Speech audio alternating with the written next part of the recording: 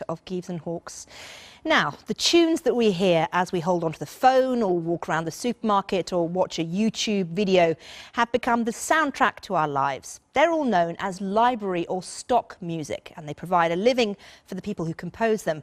But with many of them engaged on short-term casual contracts, how easy is it to make real money in the sector? Well, I'm very pleased to say I've been joined by Oliver Lau, who is a composer and joins me now. Oliver, you do make money out of creating and composing stock music. Talk to me first of all about how you got into it. I started by just making music as a hobby.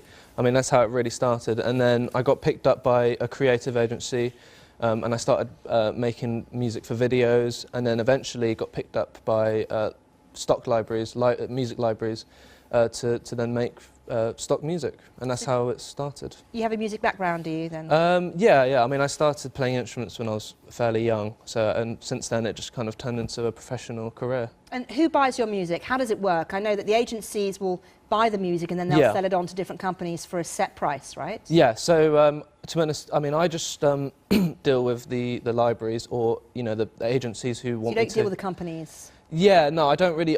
Once it's, you know, past, you know, on the stock websites, I don't really know where it goes to. I mean, the only way to find out is if you type your name in and see if anything pops up. And tell me if you've done that. I've done it a few times. Your name into Google. A couple of times, yeah. But and which companies have bought your music? To be honest, it's very hard to find. I mean, you do find the occasional YouTube video. I know a lot of my music goes for adverts, and I just got an email this morning of a company over in China who use my music for a car company called Lincoln, which is quite big over in China. And so how much money do you make then, you know, on a yearly basis, I guess? Yeah, so yearly basis you can fetch anywhere between $30,000 to $40,000, and that really depends on how much you make.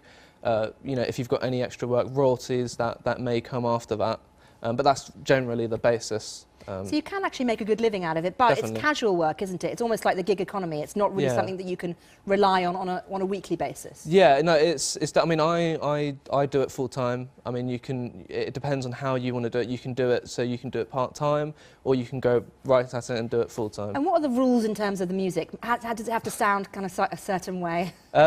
Yeah, I mean, you do have general baseline. No singing, no kind of talking. You can have singing if you want, but you do follow like a general structure. But other than that, you're kind of free to do whatever you want. So every artist is individual. So do you feel your creative juices are being used?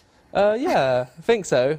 So yeah, I mean, you know, once in a while we all get writer's block, so that always happens once in a while. Yeah. Okay. Well, Oliver, thank you very much indeed for talking to us. Very interesting to talk to you.